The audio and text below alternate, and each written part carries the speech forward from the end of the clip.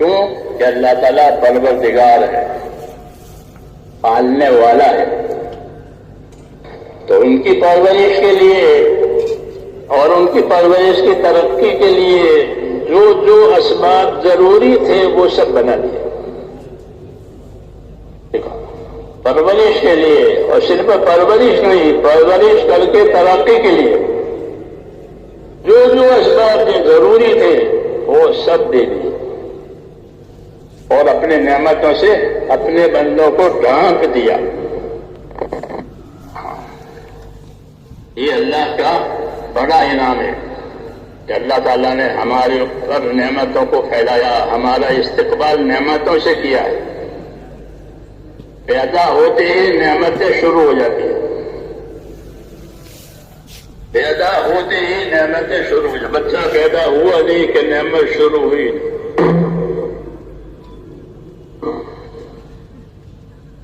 کہ پیدا ہوا محتاج پیدا ہوا. جب محتاج پیدا کیا ہے تو محتاج نہیں رکھیں گے، بلکہ حاجت پوری کریں گے. اور صرف حاجت نہیں پوری کریں گے، راحت دیں گے. حاجت سے اوپر، حاجت سے اوپر. حاجت بھی پوری کریں گے، راحت بھی دیں گے، اور زندگی میں ترقی رہیں گے.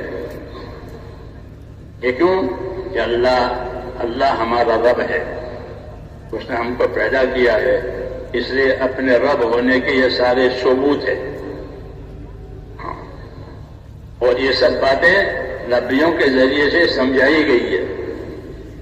اللہ تعالیٰ کے نبیوں کا یہ طریقہ ہوتا ہے کہ وہ اللہ کے بندوں کو اللہ کی نعمتیں جتا کر بتا کر اللہ کی طرف متوجہ کرتے ہیں. کیونکہ نعمتیں انسانوں کے پاس موجود ہیں، ان کے سامنے ہے، اب اس سے فائدہ اٹھا رہے ہیں. بتائیں کہ فائدہ کون پہنچا رہا ہے ان نعمتوں سے؟ کہ اللہ فائدہ پہنچا رہا ہے. عام طور پر انبیاء کرام اپنے سمجھانے کا اسلوب یہی رکھتے ہیں کہ وَاذْكُرُوا نِعْمَتَ اللَّهِ عَلَيْكُمْ، اللہ کے جو نعمتیں ہیں، اس کے جو احسانات ہیں، اسے یاد کرو، اسے یاد رکھو، اسے یاد رکھو کہ اللہ نے یہ احسانات کیے ہیں، یہ نعمتیں دی ہیں. تو کیوں دی ہے؟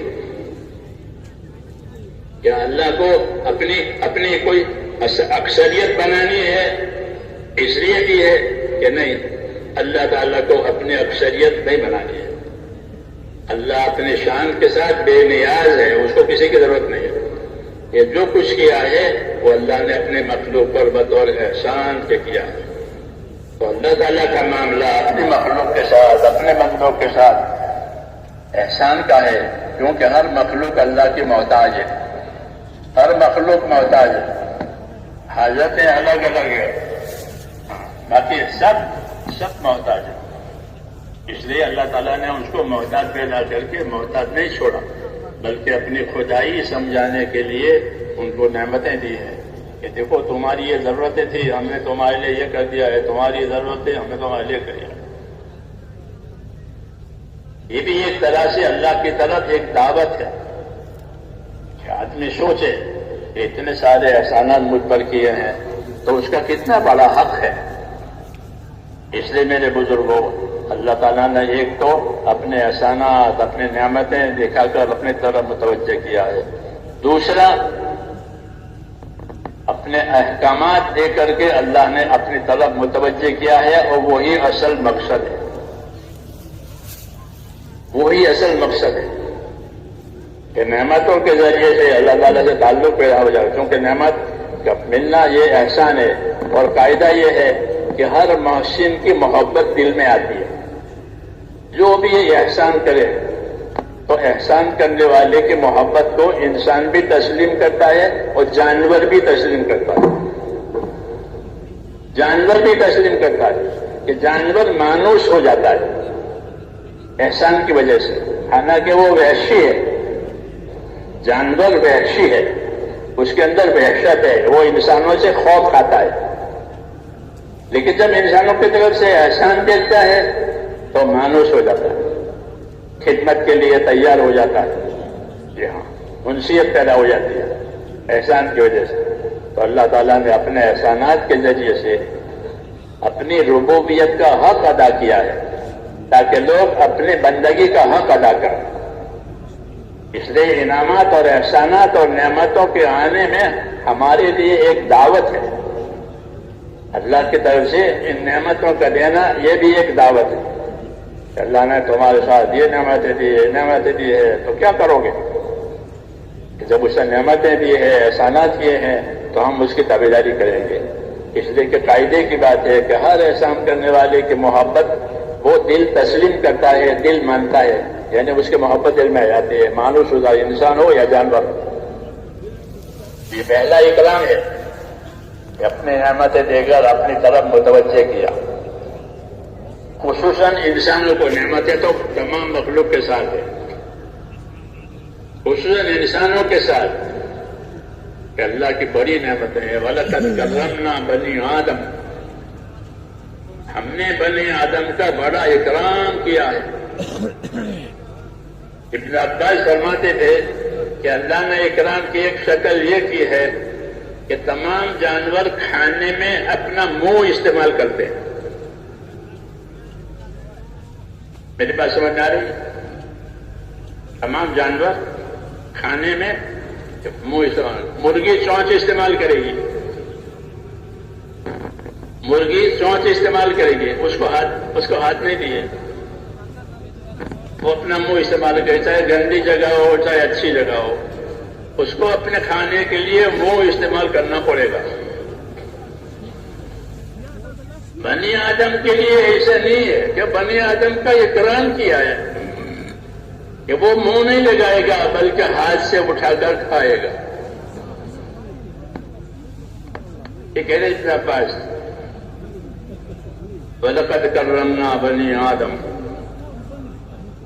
ایک حَمَلْنَاهُمْ فِي الْبَرِّ وَالْبَحْرِ. دوسرا اکرام یہ کیا ہے کہ زمین میں بھی، خشکی میں بھی اور پانی میں بھی ہم نے اس کو چلایا ہے. یہ سڑک پر بھی چلے، یہ ہوا میں بھی چلے اور یہ پانی میں بھی چلے. ہاں، یہ اس کا اکرام ہے، یہ اس کا اکرام ہے کہ حملناہم فی البحر والبحر. دوسری کسی مخلوق کے لیے بات نہیں ہے. ہاں، یہ سلامتی کے ساتھ زمین پر بھی چلے اور سلامتی کے ساتھ یہ سمندر میں بھی چلے. حملناہم فی البر والبحر یعنی سوار ہو کر چلے. یہ دوسری مخلوق سوار ہو کر نہیں چلتی، ہاں وہ خود چلتی ہے زمین پر اور سب پر. مچھلی خود تیرتی ہے، یہ سمندر میں اور زمین میں سوار ہو کر کے چلتا ہے. ہاں، ایک مرتبہ دیا ہے. اس نے کہا وَلَقَدْ كَرَّمْنَا بَنِي آدَمَ وَحَمَلْنَاهُمْ فِي الْبَرِّ وَالْبَحْرِ. اور ہم نے اس کو اٹھائے رکھا ہے، خشکی میں بھی اور سمندروں میں بھی، کہ سوار ہو کر جاتا ہے، جہازوں میں جاتا ہے، جانوروں پر جاتا ہے، سڑک پر. ہاں، بڑے بڑے لوگ پہلے زمانے میں ہاتھیوں پر سوار ہوتے تھے. ہاں، راجا مہاراجا بادشاہ یہ لوگ کہ ہاتھی باقاعدہ دیکھتے تھے. یہ تو ہمیں آخر تک زمانے تک تھا ہندوستان میں ہمارے. جی ہاں، انگریزوں کے زمانے میں ہاتھی بیچے جاتے تھے، ہاتھی خریدے جاتے تھے، کیونکہ دوسرا کوئی بڑا جانور تھا نہیں، کوئی دوسری سی مشین بھی نہیں. تو ہم نے ان کو سوار کیا ہے، خشکی میں بھی اور سمندر میں بھی. ایک چیز پر سوار ہو کر کے یہ جاتا ہے، پانی ہوتا ہو کچھ. حملناہم فی البر والبحر. اور تیسری چیز اکرام میں وَرَزَقْنَاهُم مِّنَ الطَّيِّبَاتِ، اور کھانے کے لیے، رزق کے لیے انہیں پاک صاف چیزیں دیں.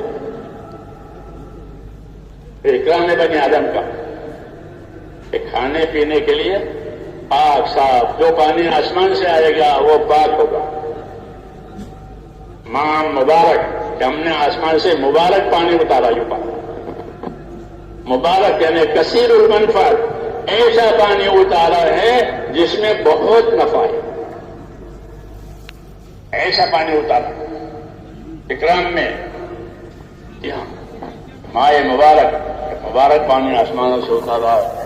تو ساری انسانیت نہیں بلکہ تمام زمین کی مخلوق کی حیات کا ذریعہ ہے، یہ قدرت ہے اللہ تعالیٰ کی۔ آدم کی اولاد کا ہم نے اکرام کیا ہے، ان کو خشکی میں سمندروں میں سوار کر کے چلایا ہے، اور روزی کا مسئلہ آیا تو پاک پاک چیزیں کھانے کے لیے دی ہے کہ اللہ تعالیٰ کھانے کے لیے استعمال کے لیے پاک چیزیں ہی دیتا ہے، ناپاک چیز اللہ نہیں دیتا، کوئی خبیث چیز اللہ نہیں دیتا جس میں خباثت اور گندگی ہو۔ یہ الگ بات ہے کہ آدمی اپنا خود اپنی طرف سے گندی چیزوں کو استعمال کرے، وہ الگ بات ہے، ورنہ اللہ کوئی گندی چیز کھانے کے لیے نہیں دے گا، پینے کے لیے نہیں دے گا، کوئی ناپاک چیز نہیں دے گا۔ رزقناہم من الطیبات، ہم نے تم کو روزی میں استعمال کرنے کے لیے پاک چیزیں دی، طیب پاک چیز، اس کی ابتدا بھی پاک، اس کے انتہا بھی پاک، سیاق اور سباق سب پاک، ایسی پاک چیزیں ہم نے کھانے کے لیے دی، کوئی خبیث چیز ان کو نہیں دی۔ یہ بنی آدم کا اکرام ہے، تمام مخلوق میں سب سے زیادہ اکرام کہتے ہیں انسانوں کا۔ یہ اکرام تو نعمتوں سے ہوا ہے، یہ اکرام کس سے ہوا؟ ایک اکرام یہ نعمتوں سے ہوا، اللہ کے برتاؤ سے ہوا۔ دوسرا اکرام جو اللہ کی طرف سے ہوتا ہے کہتے ہیں وہ ایمان اور احکام سے ہمارا اکرام کیا ہے، ایمان سے ہمارا اکرام کیا ہے کہ اللہ تعالیٰ نے نبیوں کو زمین پر بھیج کر کے ایمان کا سلسلہ جاری کیا ہے۔ ہر نبی ایمان کی بات لے کر آیا، لا الہ الا اللہ، اس سے بڑا کوئی اکرام نہیں ہے، اس سے بڑا کوئی اکرام نہیں کہ ایمان نصیب کیا نبیوں کے ذریعے سے، کائنات کے ذریعے سے تو یہ ساری نعمتیں بھی، اس سے اونچا اکرام کیا کیا کہ ہم کو اللہ تعالیٰ نے ایمان عطا فرمایا۔ لا الہ الا اللہ، آدم شفیع اللہ، لا الہ الا اللہ نوح نجی اللہ، لا الہ الا اللہ ابراہیم خلیل اللہ، لا الہ الا اللہ اسماعیل ذبیح اللہ۔ ہاں، ہر نبی کے ساتھ یہ چیز، لا الہ الا اللہ، کوئی عبادت کے لائق نہیں، کوئی کام بنانے کے لائق نہیں، کوئی نفع نقصان کا مالک اور مختار نہیں سوائے اللہ کا۔ جو کچھ آسمان سے لے کر زمین پر ہوگا وہ اللہ کی طرف سے ہوگا اور کسی کی طرف سے نہیں۔ اللہ کی قدرت ہر چیز کو محیط ہے، گھیرے ہوئے ہے، اللہ کا علم بھی ہر چیز کو گھیرے ہوا ہے۔ اس اللہ کی طرف مائل کرنے کے لیے ہم کو اللہ تعالیٰ نے ایمان کا کلمہ دیا ہے، لا الہ الا اللہ، یہ سب سے بڑا اکرام ہے کہ ایمان کا لباس پہنا دیا نبیوں کے ذریعے سے۔ ایک اللہ ہے، اسی کی عبادت کی جائے گی، اسی سے مدد لی جائے گی، اسی کی اطاعت کی جائے گی، اور کسی کی عبادت نہیں ہے۔ رسول اللہ صلی اللہ علیہ وسلم نے حضرت معاذ بن جبل سے پوچھا کہ معاذ، آپ کو معلوم ہے اللہ کا کیا حق ہے؟ نبی بتائے گا اتنی بڑی نعمتیں دینے والے کا کیا حق ہے؟ کہ معاذ، آپ کو معلوم ہے کہ اللہ کا کیا حق ہے؟ حضرت کیا مجھے نہیں معلوم، مجھے نہیں معلوم۔ فرمایا اللہ کا حق یہ ہے کہ اسی کی عبادت کی جائے گی، اس کے ساتھ کسی کو شریک نہیں کیا جائے گا۔ لا الہ الا اللہ، ایک ہی اللہ ہے، وہی سب کچھ کرنے دھرنے والا ہے، حالات کو بھی وہی بناتا ہے، نتائج کو بھی وہی پیدا کرتا ہے، جی ہاں، کیفیت کو بھی وہی پیدا کرے، جی ہاں، کمیت کو بھی وہی پیدا کرے، کسی کی تعداد گھٹاوے، کسی کی تعداد بڑھاوے، یہ سارا نظام صرف اللہ کے ہاتھ میں اور کسی کے ہاتھ میں نہیں۔ حیات بھی اس کے ہاتھ میں اور موت بھی اس کے ہاتھ میں، اور کسی کے ہاتھ میں کچھ نہیں ہے، باقی سب محتاج ہے۔ اللہ کے اور اللہ کی قدرت کے محتاج ہے. یا ایھا الناس انتم الفقراء، اے لوگو تم سب فقیر ہو، تم سب حاجت مند ہو. ہر مخلوق حاجت مند ہے. سب سے پہلے تو اپنے وجود میں حاجت مند ہے. اگر اللہ اس کو وجود نہ دیتا تو یہ وجود میں نہ آتی. آسمان ہو، زمین ہو، اپنے موجود ہونے میں وہ اللہ کے محتاج ہے. نفع دینے میں، نقصان دینے میں بھی اللہ کے محتاج ہے. اللہ چاہیں گے تو وہ چیز نفع دے گی، اللہ نہیں چاہیں گے تو نہیں دے گی. ساری دنیا کے انسان مل کر تمہیں نفع پہنچانا چاہے. ابن عباس سے حضور نے فرمایا کہ سارے لوگ مل کر تمہیں نفع دینا چاہے اور اللہ نہ چاہے تو کوئی نفع نہیں پہنچا سکتا. ساری دنیا مل کر تمہیں نقصان پہنچانا چاہے اور اللہ نہ چاہے تو کوئی نقصان نہیں پہنچا سکتا. یہ قاعدے کی بات کہی اور قاعدے کی بات فرما کر پھر رہبری کی. آپ عزستان کا فاستعین باللہ، جب یہ بات ہے تو جب تجھ کو مدد کی ضرورت پڑے اپنے اللہ سے مدد مانگ، اور جب تجھ کو حفاظت کی ضرورت پڑے تو اللہ سے حفاظت مانگ. کیوں کہ سارا مسئلہ صرف اللہ تعالیٰ کے ہاتھ میں ہے اور کسی کے ہاتھ میں نہیں. تو اللہ تعالیٰ کی پہچان بھی کرائی اور اللہ تعالیٰ کا حق بھی بتایا. یہی دعوت ہوتی ہے کہ اپنے اللہ کو پہچانے اور اپنے اللہ کا حق ادا کریں. اللہ نے دنیا کو دارالحقوق قرار دیا ہے. یہ دنیا دارالحقوق ہے. یہاں حقوق آئیں گے، یہاں حقوق ادا کیے جائیں گے. آخرت کیا؟ آخرت میں اس حقوق کا بدلہ ہوگا. آخرت میں حقوق ادا کرنے کا موقع نہیں ہے. وہ بدلہ چکانے کی جگہ اللہ نے بنائی ہے آخرت کو، اور کام کرنے کی جگہ اللہ نے اس دنیا کو بنایا کہ یہاں عمل ہوگا، یہاں کام ہوگا، یہاں حقوق آئیں گے، یہاں ذمہ داریاں آئے گی، یہاں ذمہ داریاں پوری کی جائے گی، یا حقوق ادا کیے جائیں گے، ہاں صحیح طریقے سے ادا کیے جائیں گے. اور آخرت کہ آخرت جو ہے وہ بطور بدلہ کے ملے. آخرت کی دو صفت ہے، آخرت کی دو بنیادی صفت ہے. ایک صفت آخرت کی یہ ہے کہ وہ بدلہ ہے. جو دنیا سے کر کے گیا ہے اس کا بدلہ ہے، تو وہ بطور بدلہ کے دی جائے گی. دوسری صفت آخرت کی یہ ہے کہ اس کو بقا ہے، یعنی آخرت ایک باقی رہنے والی چیز ہے. وہاں فنا نہیں ہے. دنیا میں یہ بات نہیں ہے کہ دنیا باقی رہنے والی نہیں ہے، کیونکہ یہ عمل کی جگہ ہے. عمل کی جگہ تھوڑی ہوتی ہے. آپ دفتروں میں کام کرتے ہیں تو گھنٹے ہوتے ہیں، اتنے گھنٹے کام کرنا. لوگ فیکٹریوں میں کام کرتے ہیں کہ اتنے گھنٹے کام کرنا، اتنی ڈیوٹی ہے، پھر چھٹی. سارا تک ڈیوٹی میں نہیں ہو سکتا، تھوڑا ہوتا ہے. تو عمل کے لیے ہے، اس لیے اس کا وقت تھوڑا، اس کا فائدہ تھوڑا، اس کا نقصان تھوڑا. سب چیز تھوڑی، سب چیز تھوڑی. تھوڑی یعنی آخرت کے مقابلے میں تھوڑی. کیونکہ آخرت وہ ایسے جیسے سمندر کے سمندر ہوں اور دنیا ایسے جیسے قطرہ ہو. یہ بتایا کہ دنیا قطرے کی طرح اور آخرت سمندروں کی طرح. اس لیے حضور صلی اللہ علیہ وسلم نے یہ رہبری کی ہے کہ جب دنیا قطرے کی طرح ہے اور آخرت سمندروں کی طرح ہے تو سمجھدار وہ ہے جو دنیا سے آخرت بنائے، دنیا سے آخرت بنائے، کہ فنا ہونے والی چیز سے باقی رہنے والی چیز بنائی. جیسے کاریگر ہوتا ہے وہ ادنا چیز سے اعلیٰ چیز بناتا ہے، وہ کاریگر کہلاتا ہے.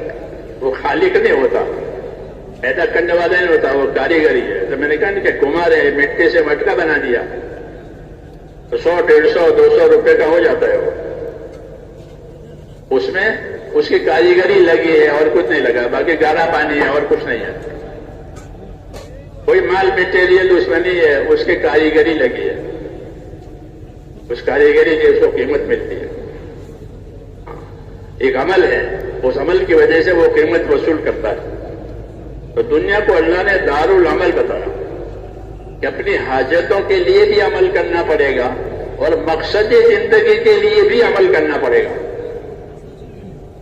دونوں باتوں کے لیے عمل کیے جائیں گے۔ اپنے حاجت کے لیے بھی عمل کیا جائے گا، کھیتی کریں گے، نوکری کریں گے، مزدوری کریں گے، کیونکہ دار العمل ہے، اپنی حاجت کے لیے بھی کام کرو۔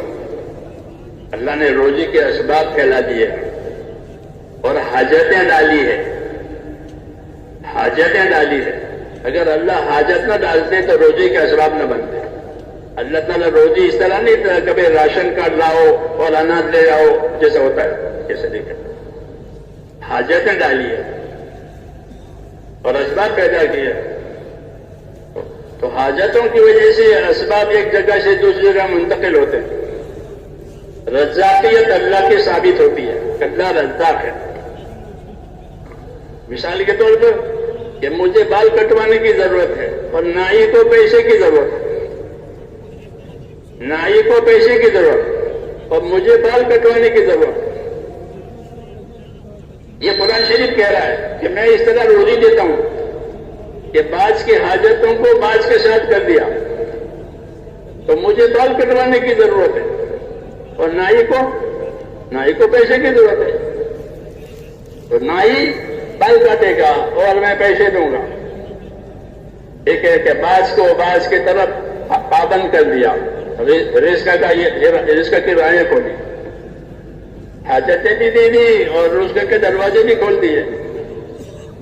ہاں، یہ اللہ کی قدرت ہے کہ حاجتیں پیدا کر کے روزیوں کا نظام بنایا، وجعل بعضهم بعضا سخریا کہ بعض کو بعض کا محتاج بنایا تاکہ روزی کا سلسلہ چلے، ورنہ اگر حاجتیں نہ ہوتی تو روزی کا سلسلہ نہ ہوتا۔ تو اللہ تعالیٰ راشن نہیں بانٹتا، اللہ راشن نہیں بانٹتا، جیسے دنیا میں راشن بانٹے جاتے ہیں، غریبوں کو مفت دیا جاتا ہے اور دوسرے لوگوں کو سستے داموں میں سے دیا جاتا ہے، ایسا نہیں کیا، بلکہ اپنی قدرت سے حاجتوں کا ایسا انتظام کیا ہے کہ ایک دوسرے روزی کا ذریعہ بن رہے ہیں اور اللہ کی رزاقیت ظاہر ہو رہی ہے، دونوں کو روزی ملتی ہے، کیونکہ روزی کا ذمہ اپنے لیے اللہ نے اپنے ذمے لی ہے روزی۔ تو یہ تو سب میرے دوستوں پرورش کا نظام ہے اللہ تعالیٰ کا کہ ہم کو پالیں گے وہ۔ اس سے آگے یہ ہے کہ اللہ تعالیٰ نے ہم پر اپنا حق بھی رکھا ہے، جس طرح نعمتیں دی ہیں ہم پر اللہ کا حق ہے۔ کہ اللہ کا کیا حق ہے؟ اللہ کا کیا حق ہے؟ رسول صلی اللہ علیہ وسلم نے حضرت معاذ بن جبل سے پوچھا، یا معاذ اتدری ما حق اللہ، اے معاذ آپ کو معلوم ہے اللہ کا کیا حق ہے؟ کہ نہ مجھے نہیں معلوم۔ ہاں بتائیں کہ اللہ کا حق یہ ہے کہ اسی کی عبادت کی جائے گی، اس کے ساتھ کسی کو شریک نہیں کیا جائے گا۔ تو دوسرے الفاظ میں اللہ کا حق یہ ہے کہ اللہ پر ایمان لائے، اللہ کو اللہ مانے جیسے وہ اپنے شان صفات کے ساتھ ہے، اور اپنی زندگی میں اس کے حکموں کی تابعداری کرے، یہ اللہ کا حق ہے۔ تو نعمتیں بھی بتائی ہیں اور حق بھی بتایا۔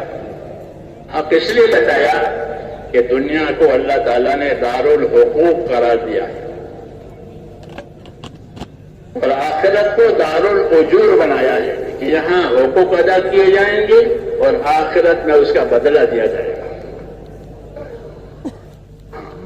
اور اس بات کو سمجھانے کے لیے اللہ تعالیٰ نے اپنے نبیوں کو دنیا میں بھیجا ہے تاکہ لوگ خالی دنیا کی حاجتوں میں اور راحتوں میں نہ الجھ جائیں، بلکہ مقصدی زندگی کو سامنے رکھ کر زندگی گزارے، کیونکہ اصل تو مقصد ہے۔ حاجتیں تو مقصد کے لیے مددگار ہوتی ہے، اگر حاجت مقصد میں رکاوٹ بنے تو اس سے بڑا کوئی نقصان نہیں۔ یہاں اس سے بڑا کوئی نقصان نہیں کہ اس کی حاجتوں نے، اس کی راحتوں نے مقصد میں ہی آڑ کر دیا۔ اس لیے کہتے ہیں حاجتیں اللہ تعالیٰ نے پیدا کی ہے مقصد میں مدد کے لیے، دنیا حاجت کی جگہ ہے، یعنی دنیا مقصد میں مددگار ہے۔ مقصد کیا ہے؟ کہ مقصد اللہ تعالیٰ کی عبادت ہے، اس کا دین ہے، یہ اصل مقصد ہے کہ اللہ نے بندوں کو اپنی عبادت کے لیے پیدا کیا ہے اور دین اس کا طریقہ ہے۔ تو دین اور عبادت یہ مقصد زندگی ہے، اس کی معاملت کے لیے اللہ نے دنیا کو پیدا کیا تاکہ مقصد میں یہ چیزیں مددگار بنے۔ حدیثوں میں ہے کہ وہ دنیا کتنی اچھی ہے، وہ دنیا کتنی اچھی ہے جو دین کے کام میں اور آخرت کے کام میں مددگار بنے۔ ہاں، یہ دنیا مددگار بن گئی دین کے کام کے لیے، آخرت کے کام کے لیے، اللہ کے اطاعت کے لیے دنیا مددگار بنی۔ مسنون دعاؤں میں یہ دعا مانگی ہے، اللہم اعنی علی دینی بالدنیا وعلی آخرتی بالتقوی، کہ اللہ میری مدد فرما، میری مدد فرما، میرے دین کے بارے میں مجھے دنیا دے کر، مجھے دنیا دے تاکہ دین میں میری مدد ہو جائے۔ وہ دنیا بہت اچھی ہے جو دین کے کام میں مددگار بنے۔ ہاں، جو دنیا ہے وسائل اور اسباب کا نام، دنیا وسائل اور اسباب کا نام ہے۔ چھوٹے بڑے قیمتی غیر قیمتی اسباب اور وسائل ہوتے ہیں۔ انسان کے اعضاء بھی وسائل ہے کام کرنے کے لیے۔ جی ہاں، تو دنیا وسائل کی جگہ ہے اور وسائل مقاصد کے لیے ہوتے ہیں۔ جتنے وسائل ہیں وہ مقصد کے لیے ہوتے ہیں، اس لیے اللہ تعالیٰ نے ایک تو زندگی کا مقصد قرار دیا ہے، باقی ساری دنیا کی چیزوں کو اس کا اسباب اور وسائل بنائے۔ ہاں، اس لیے فرمایا وابتغِ فیما آتاک اللہ دار الآخرہ ولا تنس نصیبک من الدنیا۔ یہ دعوت دی ہے دنیا کے ہر آدمی کو، وابتغِ فیما آتاک اللہ دار الآخرہ، تجھ کو اللہ نے جو کچھ دیا ہے اس سے تو اپنی آخرت بنا لے اور اپنا حصہ مت بھول جا۔ دوسروں کے حصے یاد ہے، میرے بچوں کا ہو جاوے، میرے پوتوں کا ہو جاوے، ان کا ہو جاوے، ان کا ہو جاوے، تو ٹھیک ہے۔ جس طرح دوسروں اپنا حصہ مت بھول، کہ تو اپنا حصہ بھول جائے گا تو پھر تیرا حصہ کوئی نہیں دے گا۔ اس لیے کہا کہ وابتغِ فیما آتاک اللہ دار الآخرہ، کہ تجھ کو اللہ نے جو کچھ دیا ہے اس سے تو اپنی آخرت بنا لے۔ تو گویا ایک مقصد زندگی ہے، وہ ہے دین، اللہ کی عبادت اور اللہ کی اطاعت آخرت بنانے کے لیے، اور دنیا کے سارے اسباب اور وسائل کہ وہ اس کے لیے دیے گئے ہیں کہ دنیا سے آخرت بنائی جائے۔ یہی نبیوں کی دعوت ہوتی ہے۔ نبی دنیا چھوڑنے کو نہیں کہے گا، چھوڑو چھوڑو اور مسجد میں بیٹھ جاؤ، بلکہ دنیا کو اپنے آخرت کمانے کا ذریعہ بناؤ۔ اس طرح بازار نفع اٹھانے کا ذریعہ ہے کہ بازار میں لوگ مالوں کے لین دین سے نفع اٹھاتے ہیں۔ ہاں، نفع اٹھاتے ہیں، گاہک کو بھی نفع ہوتا ہے، تاجر کو بھی نفع ہوتا ہے کہ گاہک کو کام کی چیز مل جاتی ہے یا تاجر کو نفع مل جاتا ہے، تجارت حلال کر دیا اللہ نے۔ جی ہاں، ایسے ہی یہ دنیا کا معاملہ ہے کہ دنیا میں اللہ تعالیٰ نے ہم کو ایک صلاحیت دی ہے، اور وہ صلاحیت اطاعت کی صلاحیت ہے۔ کیا صلاحیت ہے؟ کہ اللہ نے ہم کو اپنی اطاعت کرنے کی صلاحیت دی ہے، اور صلاحیت دے کر اطاعت کی دعوت دی ہے۔ اگر صلاحیت نہ ہوتی تو کیسے اطاعت کرتے؟ اس لیے اطاعت کی صلاحیت دی ہے، اور بڑی بڑی صلاحیتیں اللہ تعالیٰ نے اطاعت کرنے کے لیے دی ہیں۔ اللہ کے بندوں نے بڑی بڑی صلاحیتیں اپنی اللہ کی اطاعت میں لگائی ہیں، بڑی بڑی قربانیاں دی ہیں، بڑے بڑے کام کیے ہیں۔ صلاحیتیں دے کر اطاعت کرانا یہ اللہ کا دستور ہے۔ حضور صلی اللہ علیہ وسلم فرماتے ہیں کہ الناس معادن کا معادن الذهب والفضہ، کہ لوگ اپنی جگہ ایسے قیمتی ہیں جیسے سونے اور چاندی کی کانیں ہوتی ہیں۔ کہیں سونا نکل آیا مثال کے طور پر، بس اس کی کرنسی بھاری ہو جائے گی، وہاں کے لوگوں کے معیار زندگی اونچا ہو جائے گا۔ یہاں سونا نکلتا ہے، چلو زمین میں سونے کے کانے ہیں، ایسے ہی اللہ تعالیٰ نے اپنے بندوں کے اندر بھی صلاحیتیں رکھی ہے. ایک ایک آدمی قیمتی ہے، ایک ایک آدمی قیمتی ہے. ابھی یہ الگ بات ہے کہ وہ اپنے قیمتی ہونے کو نہ سمجھے اور اپنی صلاحیت معمولی چیز پر لگا. یہ اس کی نادانی ہے. اس کو اپنی صلاحیت سمجھنی چاہیے اور اپنی صلاحیت کو ٹھکانے پر لگانا چاہیے،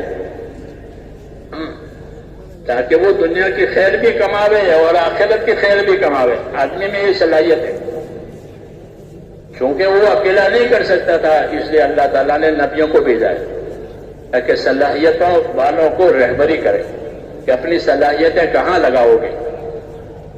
ایک تو آدمی اپنی صلاحیت دنیا کی زینت پر لگاوے. اللہ نے دنیا کو دو چیزیں دی ہیں اور فرمایا وما اوتیتم من شیء فمتاع الحیات الدنیا وزینتها. جو تمہارے پاس ہے دنیا، اس کے دو پہلو ہیں. ایک پہلو اس کا یہ ہے کہ وہ متاع ہے، یعنی گزارے کا سامان ہے. دنیا گزارے کا سامان، اصلاً یہ گزارے کا سامان ہے. دنیا کیا ہے کہ گزارے کا، مجھے جوتا پہن لیا کہ بھائی کہ پاؤں کی حفاظت، یہ گزارا. روٹی پانی کھا لیا، یہ گزارا ہو گیا. مکان بن گیا، سایہ ہو گیا،